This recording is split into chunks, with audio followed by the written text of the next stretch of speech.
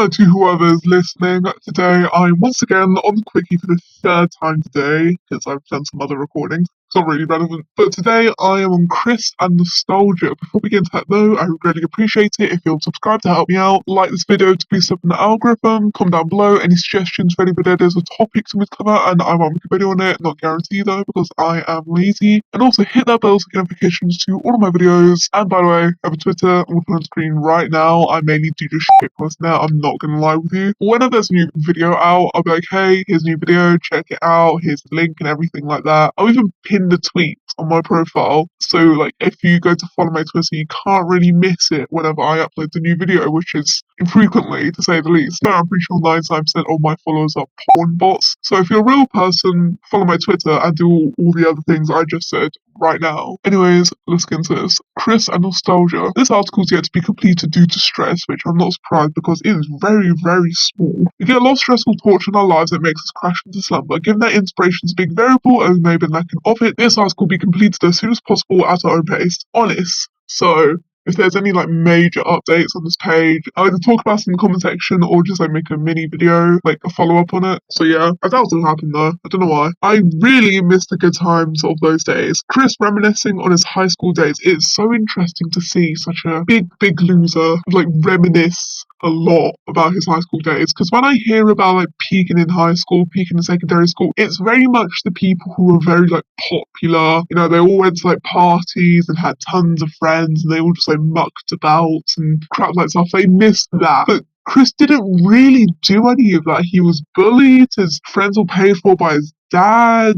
He didn't go to any parties. I doubt. Like, he didn't seem to have the best time in high school, and I don't know, he still loved it. I suppose it's just like not having any responsibilities, like you're not expected to do anything. And in Chris's case, it seemed from some like work I've seen of his, like high school work, the teachers kind of just like kissed his ass or boosted up his grades a little because they know how entitled Bob and Barbara get. Well, so they're just like, okay, let's just pass Chris, even though his work is shit, because we don't want to deal with them. But anyway, there's a picture here, and caption says, Chris and Sonichu in the good old days. And this was from like 1999 or 2000. Oh my god, look at Sonichu. I don't know why, but that makes me weirdly... Is it emotional? I think so. I do get a bit emotional looking at this. I don't know why. It's kind of like looking at him and being like, oh my god, he's going to grow up to be like the worst person ever. He's had his little drawing there. And also, I think it's a bit ironic that he's included like an MS Paint drawing, despite the fact that he like goes on to fucking hate digital art. And it's not like a unique thing to him as well. Like, a lot of like artists seem to hate digital art, which I don't get really. Art is art, as long as you're not using like AI or whatever. If you're drawing it with your hands or whatever part of your body, that's art. You're drawing, you're painting, you're sketching, you're doing whatever. Like, it doesn't really matter if you're carving it on a rock, if you're using a computer, if you're using paper, whatever else, really. It's still art. I suppose there's a bit of a superiority around it, like, oh, I draw on paper, which is infinitely more harder as opposed to digital art, where you get all access to all the colours, you can, I don't know, mess around with sketch without having to erase it, stuff like that, really. But I feel like both mediums, digital art and like on paper art, I'm not too sure how you would refer to it as. They both have their, I'll say, pros and cons. And anyway, sorry, that was a bit of a tangent. Nostalgia is a sentimental longing or wistful affection for the past, typically for periods and or places with happy personal associations. It is associated with the yearning for the past, its personalities and events, particularly for the quote-unquote good old days or childhood events. The foundation of much of Chris's adult life has been his fixation on the past, especially for things that have had deep significance to his life in order to escape from the present, whether it be through cartoons interacting with past gal pals and sweethearts or reminiscing past experience with trolls. And him reminiscing about trolls, it's so, I'd say it's odd, but there's so many people out there who like reminisce about like their past trauma or whatever. Like, I will think about probably like the worst time of my life. Nothing like too traumatic. It was just like I really hated like secondary school, for example. I wouldn't say I was like bullied or whatever. Like, I just really hated secondary school I went to. But then sometimes I'll be like, oh my god, I actually kind of miss it, despite all the flaws. So I'd say it's odd to reminisce about past experience with trolls, but so many people also like get nostalgic over the worst times of their life. It's odd, really. Nostalgia in Chris's life, although viewed as a mental disease when it was first discovered, nostalgia in the modern age is seen as a natural, common, positive emotion for escaping the confines of reality. Seeing how difficult it is for Chris to grasp reality as it is in its present, the way he grasps the past is unimaginably worse. To be fair, I feel like everyone's a bit biased when they imagine their past. There is like a theory that every time you look back on something, it gets like a tiny bit more distorted until you can't really figure out whether or not it actually happened or not, or it's like a very, very distorted memory, if that makes any sense. I'm not too sure where I read that from, but I remember reading it a couple of years ago and I was like,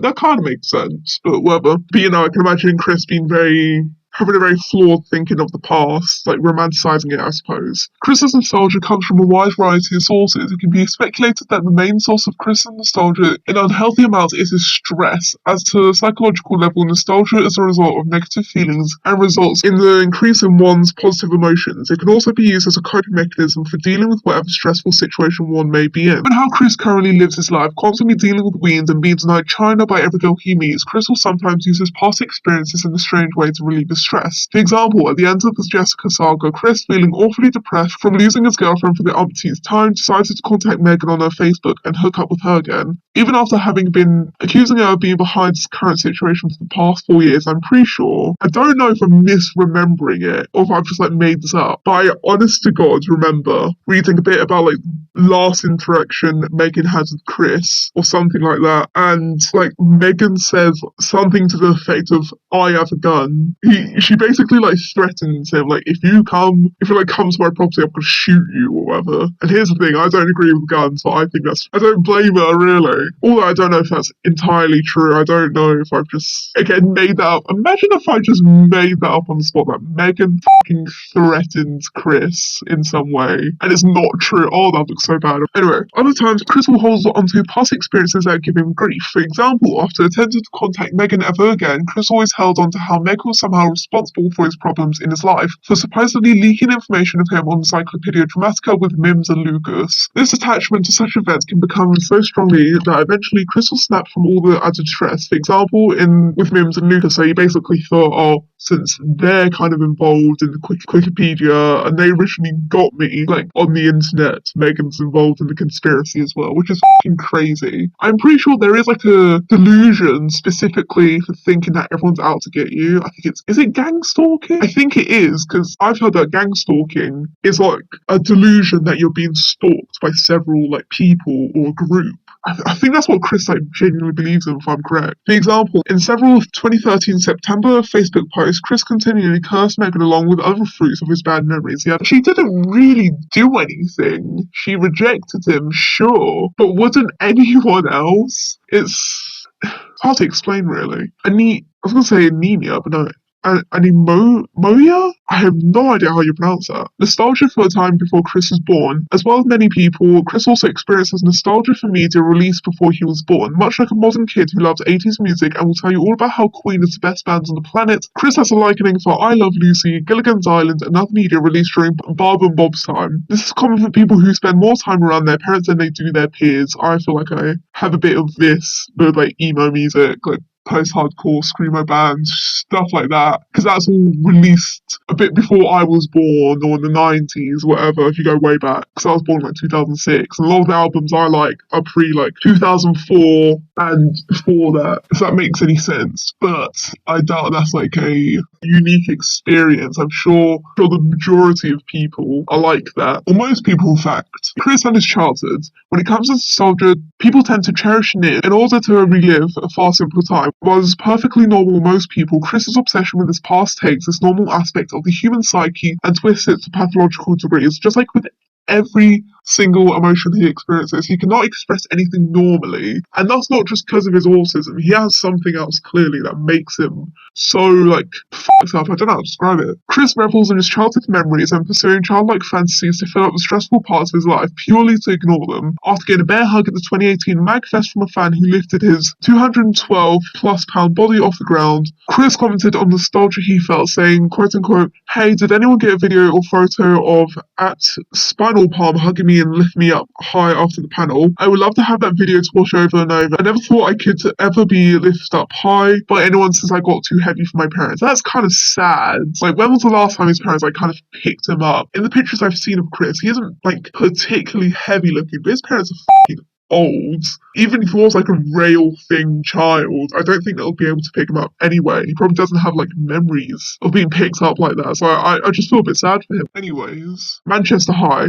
Main article, Manchester High School. Of all the memories Chris holds dear, he seems to be most attached to his years in Manchester High School. Isn't too hard to see why. His years there were among the last where he frequently got out of his house and interacted in the social environment. This is best shown with the Green County conspiracy video, the Lego replica and him wearing the jacket as shown in this 26th of December 2014 instance, and the fact that he just uses like his school colours and references to school in basically everything he does. Like he will make, Lego stuff with the school colours, he will wear the school colours, he will use them in Sonic Tune, all that crap. He just loved his fucking school. It was quite sad, honestly. He also purchased a school desk which he uses as a workstation, allowing him to further transition back to his happiest years, which I think is just inconvenient because I've never experienced having like an American school desk, thank fucking God, because from like what I've seen, they're mainly like right-handed and I'm left-handed, so I won't be able to use it anyway. But they're quite small and confined, and from what I can see, the chair and the table are usually like stuck together. So overall, that just seems really inconvenient. He's just like dedicated to the bit, to the nostalgia. It's stupid, really. For many years, he fixated on the idea of a high school reunion, but his numerous attempts at trying to hold one fails, likely for the best, as the MHS of real life can't possibly compare to the one in his mind. Exactly. Like, he wants a high school reunion so he can see all of his mates, probably. But the thing is, they were paid by Bob. As soon as he stopped paying them, they all went off to college. They probably never saw him again, or at least never interacted with him again. So if his high school reunion wish became true, no one's going to talk to him. No one's going to, like, hang out with him. Maybe out of, like, pity, or if he comes up to them first, they'll have, like, a little polite conversation. But other than that, like, the MHS in his mind, as I said here, the real-life MHS won't compare to the one he's created in his mind, where he's popular, he could have got a girlfriend easily, he had so many friends, he just had the best time, he was so smart. But anyways, before I go on to the next tidbit and end the video, there's a picture here and the caption says, "Happy Chris at school desk, drawn 17 years after he graduated high school." Fucking hell. That's just sad, isn't it, though? And also, the art is abysmal, but other than that, it's still, like, a sad concept. Like, he really, really just wants to be, like, a teenager again. Like many people who overindulge in nostalgia, Chris has a rather warped view of his time at Manchester High School in retrospect. He often looks back on it as a time where he was surrounded by friends and could have easily obtained the true love he seeks to this day, if only he had known how good he had it. In reality, his more down-to-earth recollections of high school paints a picture of Chris being bullied, fairly isolated and disengaged, with even his friends only sticking around because the educational setting required them to. Exactly, like, yeah, Bob also pays them, but if you, like, stop paying them and stuff like that, they're still going to be in the same place, they're still going to be in the same, like, lunch table probably, they're still going to be in the same classes, they can't really escape Chris, so therefore they still have to be, like, mates with him. But anyway, that's the end of the video of Chris and nostalgia. Honestly, I thought this would be a lot longer video. It's not even 20 minutes long. My God, this is probably the shortest video I've actually ever made, which I'm surprised about since it's Chris and nostalgia, and he basks in nostalgia. That's just like his thing. But anyways, I can't keep yapping for too long, so I'm just going to say thank you so much for watching, subscribe, do all the things I said at the beginning of this video, and goodbye.